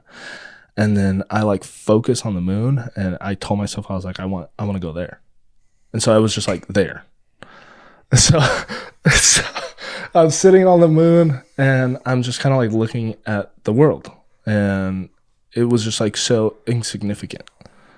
And I was like, what am I doing? And I kind of became like aware of the fact that like I was still sitting on this toilet, and I was like, I'm just some dude like on this planet that is literally means nothing in like the scheme of things. Like, and I like turn and I just look to like the dark, like the void of space, whatever is out there, and I was like, we're legitimately nothing, and I am just this guy sitting on a fucking toilet. Literally sitting on a toilet right now. Yeah, just like this little speck. And then the freaking guy, what's his name? Jaime. he like walks over, I guess, because I didn't know that this was happening. He walks over to like check on me. Yeah. And he like taps on the like wall of the stall, and I was like back, and I was just like sitting there on the toilet. He's like, "You okay?" And I was like, yeah. I'm good. Like, I'm good. And so I like pull up my pants and I go back in. I go back into the hut, and I sit back down on the mat, and my brother is sitting there, and the shamana is like changing. She has like this little instrument like thing that she uses. It's like almost like a horn, I guess. Mm-hmm. But she's like swapping out the one she's using for a different one. And my brother like kind of like comes to, and he looks at me, and he like reaches his hand out, and I like grab his hand, and he's just like asks me to like come over. And forever, like, I haven't done this since I was like a fucking kid. I lay my head on my brother's chest, and we're just like laying there together, and he just starts like laughing, and I start laughing, and then we just start like crying. And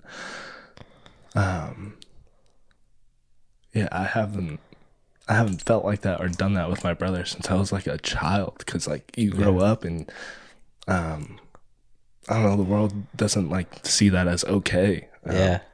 Like not a normal thing to do with your brother. And the amount of times that I'll get to do that for the rest of my life is probably few, far and in between. And it was just like this really intense moment where I felt like really connected to my brother. And this just like immense love between us, and we're just sitting there like laughing and crying and just like talking about like our childhood and life. And it was like this really beautiful moment. He just like kind of like held me, and that was probably like the most beautiful part of the whole experience, is because like I had spent so much time, and he had too, like trying to like rebuild our relationship and just trying to get like closer again. And in that moment, it really felt like a piece of that had just like been healed. And that was really intense. And the rest of the trip was just kind of like, I think I started coming down a lot sooner than everybody else, because I didn't have as much as everybody else. But afterwards, the dialogue between my brother and I, and the way that we like communicated and talked to each other, was just different. Just felt different. It was like this really just beautiful thing that happened in that last like hour of us sitting in that room. But ayahuasca is a joy. I think it's an experience that everybody should at least have once. Holy shit, dude. Yeah. No, it was intense. Yeah. And the cool part about being out there is you get to have the whole experience of everything that they used to do ceremonially. So you get to, after each session, they have you do a flower bath. So they basically make this mixture of these flowers that they hand pick from the Amazon that smell amazing, and they put a tarp over you, and it's kind of like a self-made like steam room, and you steam out with these like really pretty aromas, and then you get done with that and you walk off, and they have this bucket with the mixture of the flowers and like ice cold water, and they just start like pouring it over you and just kind of like rinsing your body with it. And then the next morning there's a cacti out there that has like this secretion off of it. And it gives the same side effect as like shrooms, but just like a body high. Like the same body high that shrooms gives you is what this cactus does. And so they give us this, and then we go on this thing, they call it a jungle walk. And so we just walk through the Amazon jungle together, and we had like this really like nice body high. And you just kind of get to like think about your trip and what happened the night before, and they walk you around. We got to see this like, I don't even remember how old it was. This extremely old tree, and the base of the tree is probably the size of this room. And it's probably like 80 foot tall. Like, it's a massive tree. And you just feel like children again. Like the tree legitimately has like vines running from it, like thick vines that you can like swing on. I have this video of me and my brother.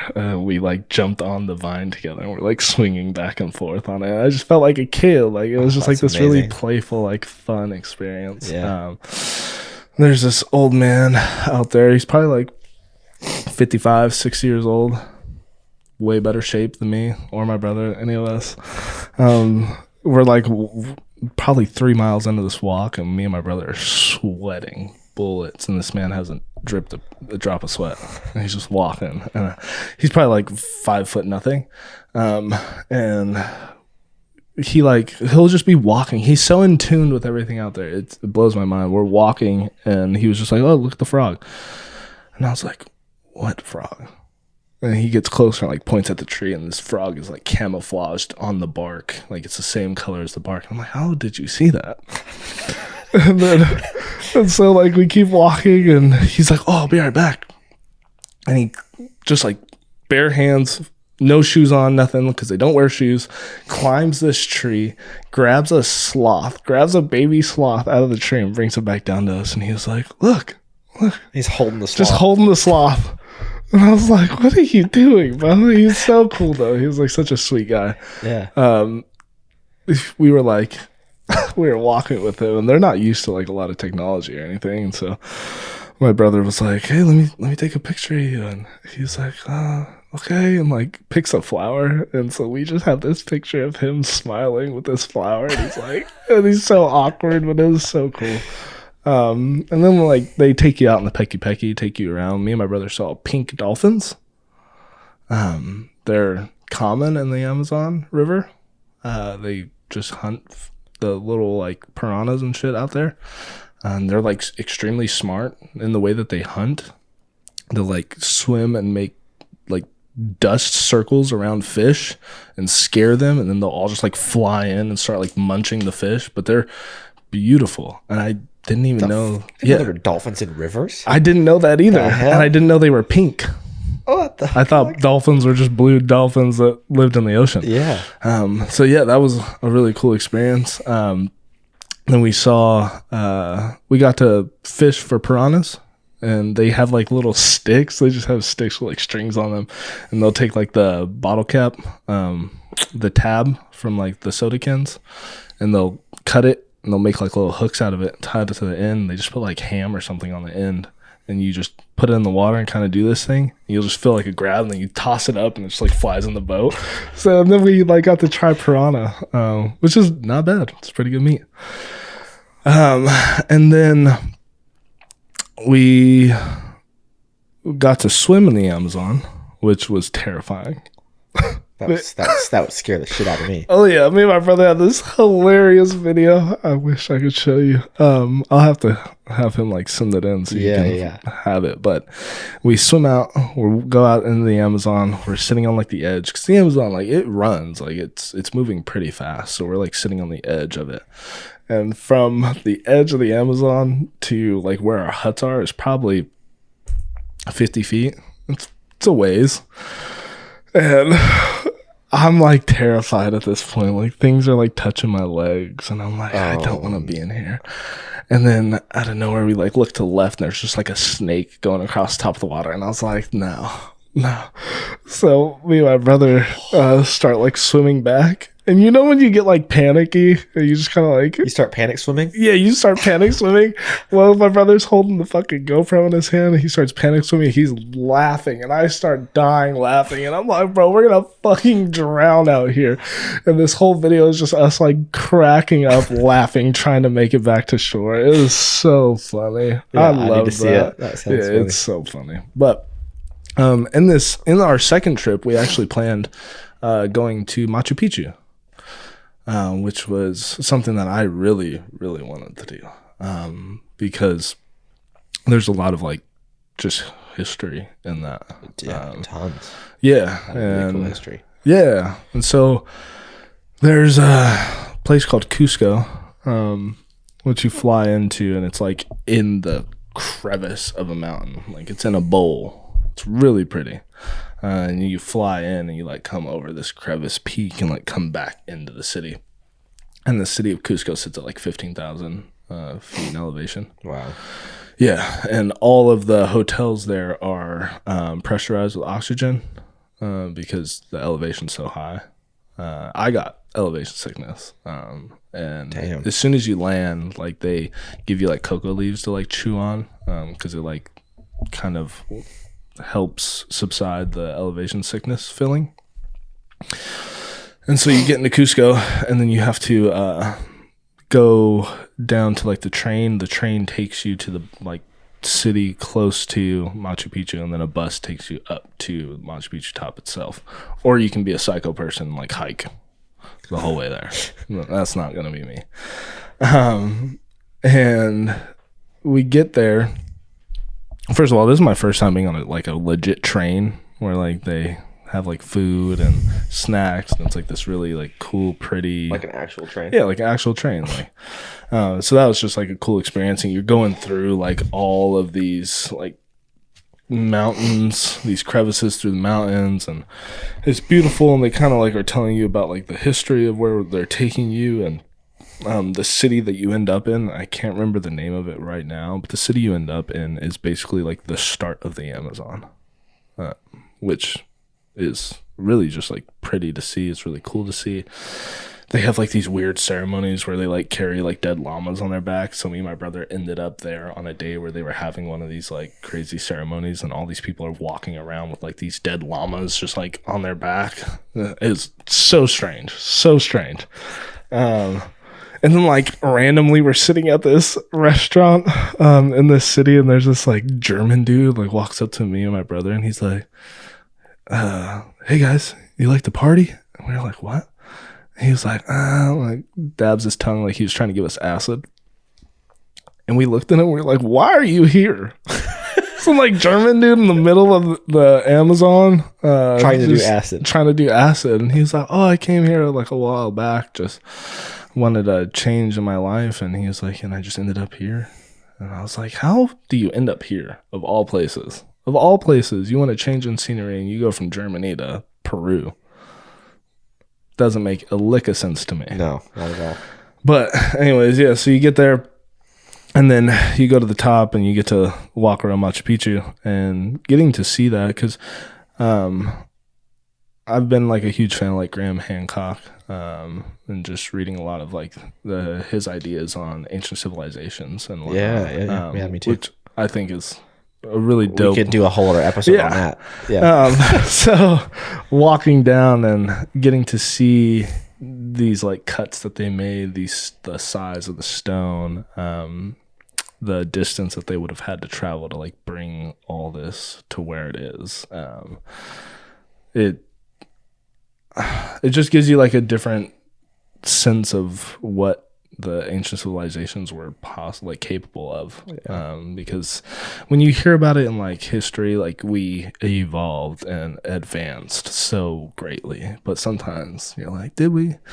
Because they were capable of a lot of things that we still don't really understand how they did it.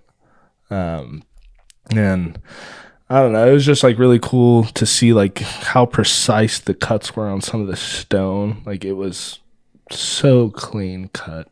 Like it's impossible to think that some dude was just there with a chisel trying to like cut these stone perfectly. His life's work was cutting this one stone. That one stone. He woke up every morning and cut that one stone until it was absolutely perfect. Like that's just impossible. They have like bored holes through stone that are like smooth to the touch.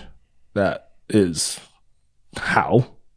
That makes zero sense, because I don't think they had any type of drills back then. Yeah. And if they were hand crank drills, still how? Yeah. Because that is like 4 foot thick stone. Like, no, not happening. So you got to see all these like unique and just kind of awe-inspiring creations of this ancient group and civilization. Yeah, exactly. And you add that on the end of this already insane trip. Yeah. And so like in that sense, you start to think of these people were free access to all these hallucinogenics. The ayahuasca was something that was just common in their culture. And what you experience and the things that you're able to like gather from that, you wonder what they were, capable of accomplishing because it was such a common thing. It was such a cultural thing that I'm sure that it helped with their creative capabilities of what they were able to come up with to accomplish some of these great feats of building these structures. Coming up with new solutions. Yeah, exactly. And figuring out creative ways. expression. Yeah, I think it probably helped a lot in that sense. Interesting. And we just don't tap into it. I'm sure there's a lot of stuff that if we tapped into more frequently, we would probably see better results of our progression and what we focus on progressing in instead of what we currently are focused on. Because I don't think it's very beneficial. Interesting. The advancement that we priorities. Yeah, exactly. Because we focus on entertainment and we focus on keeping people's attentions locked onto things that aren't beneficial to their life. And TikTok and exactly. And I think hallucinogenics would open the door up to focusing on things that actually could advance our intellectual capabilities and not just what we can do with a phone. You know? Do you feel like because you're very musical, you're very creative in that way. Yeah. You do more than just music, but like, do you feel like that has been impacted at all by your psychedelic experiences? Has that changed or morphed any of that for you? Yeah, absolutely. I think it definitely has helped me be like more creative and not feel so like in a box. I feel that music kind of shifted for me when I started getting more into hallucinogenics. Because creativity felt like something that had to come from me for a long time. And when you take hallucinogenics, sometimes you create stuff where you're like, that wasn't because I thought of it. It just kind of like came out through this experience that I was having.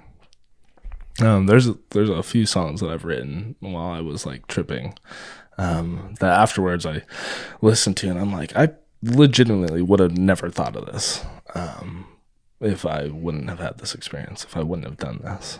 Wow. So I do think it has had like a profound effect on my musical, my attack on doing like music in general and just how I go about making songs. From the ketamine side of things, I've heard of people that after ketamine are able to just like that they have been very creative and very expressive in that way throughout their lives, and like it comes in waves, you know, but that they had because of their ketamine experience, they felt like it broke down the walls, and then they felt like they were able to go back to it. And they start creating music again, or they start doing art again, or they start doing these things again that they hadn't been doing in the past because of depression or things like that, where they feel like they there's all these barriers to them being able to do it, self-doubt and all these other things, you know, to whereas you have these experiences and you just feel like you can you feel more free to kind of create what you want to create and kind of do what you want to do, you know? Absolutely. And I agree with that. There's a lot of times where after a trip, I get like this immense like push of just motivation and creativity because the trip afterwards was so like opening for anything that I was experiencing at the time. If it was like I was just sad or not doing the best in life or just felt like I was kind of like aimless, that whole experience afterwards just kind of took those barriers away in a sense and allowed me to just create freely and without having the blockage of like what was going on or what I was currently dealing with, or gave me the motivation to, I can do this. Like, this is something that I can actually do. There's a weird sense of the things that were causing you to not want to do the music or your hobby, your passion, following your dream, whatever it is, they just kind of go away. And it's momentarily. If you don't like run with the feelings of the after effects of the trip and just kind of take it as far as you can, it will run out. And it's almost like when they talk about, I don't know, when people get into like heroin, things like that, like they're really intense drugs, and they take it one time and they're just addicted because it's so like brings you so high up, and then you come back down and you're like, yeah, but this isn't the best. So they keep going back at it. Shrooms isn't addictive like that, but when you take it afterwards, you're like, oh my gosh, like I can do anything. Like this world is mine. And then you can kind of run with that and kind of create as much as you can. Yeah. And then it runs out. And you kind of come back to reality, and you're like, okay, well, there are still things that I haven't dealt with, and there are a lot of things that are still dark, and there are a lot of things that I'm... It's interesting that because nothing actually changed. No. It was just your perspective on these things changed, right? And that's kind of an interesting concept, that feeling of freedom was always there. You just needed to access it. Yeah. Well, and it's hard to like have your brain kind of block those thoughts, to have your brain just kind of shut off and say like, no, like things are different. Like that's a problem, but it's not something that we need to focus on. Yes, that's an issue, but we can leave that in the past for a little bit. Like keep moving forward. And then when you stop thinking like that, when your brain stops being able to shut those things off, it just comes back all at once, and you're like, well, yeah, all those things are still here. And my brain has a harder time now shutting it off. I feel like it clouds a lot of things. That's why I wanted to try microdosing. And kind of see where that falls into all this. Because I genuinely feel like a lot of the push and motivation happens immediately after shrooms. And that would be on the downhill slope of shrooms. Yeah. And I feel like microdosing would give you that. Some of that. Interesting. Because I have microdosed before, and I'm like a heavier guy. I'm probably like 220 pounds. So the little gummy I took, I don't think it was quite enough to give me like everything that I should have gotten from like an actual like microdose for my weight. Yeah. But it did help. I took it before I went out one night, and it did help with like my social interaction, because I usually like I don't really talk that much. I'm not really a talker. Neither do I. Which is funny I'm doing this, but yeah. Yeah. So I'm not really a talker. I do better on like one-on-one situations, but group settings, you are not going to get a lot out of me. But the time that I did microdose, I was like Chatty Cathy. I was having a great time. I was talking to everybody. So I do think it can be beneficial for me. I just need to figure out what dose I need to take at my weight, because I don't want visuals.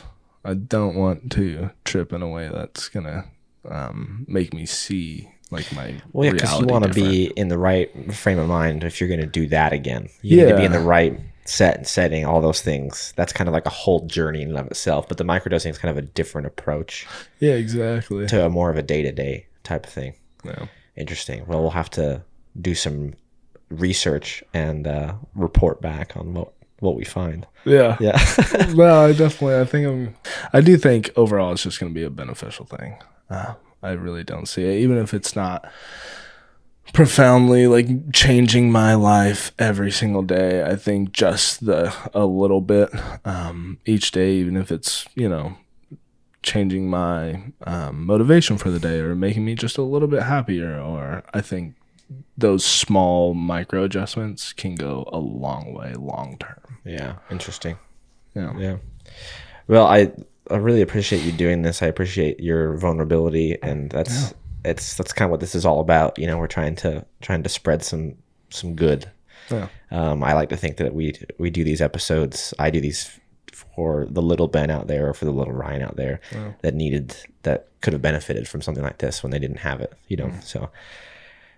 As much as there will be haters and there will be people, keyboard warriors and all those things, I try to just block those out and realize that this is going to do a lot of good for a lot of people, I think. So absolutely. I appreciate you doing this.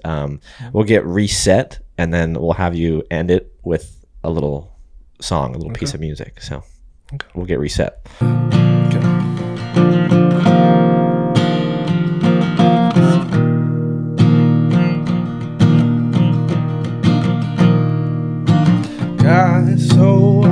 why we forgot our names and we named our future kids.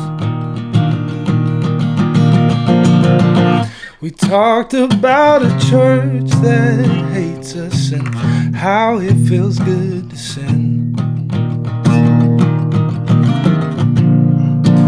Wonder what a world would look like with someone like you right by my side. Could you make it all make sense, love?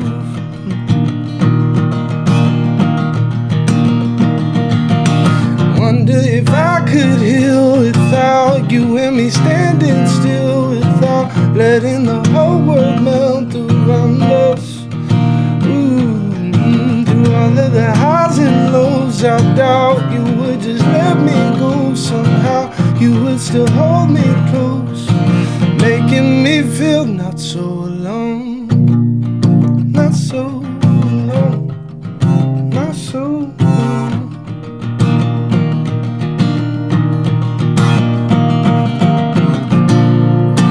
Hoping that she doesn't leave. It's a consequence of loving. Hoping that she doesn't. You could leave a hole in me with no one there to close it. Forever it'd stay open. Wonder if I could heal without you and me standing still, without letting the whole world melt around us. The highs and lows, I thought you would just let me go. Somehow you would still hold me close, making me feel not so alone, not so alone, not so alone. I wonder if I could heal without you and me standing still, without letting the whole world melt around us. Through all of the highs and lows, I doubt you would just let me go. Somehow you would still hold me close, making me feel not so alone.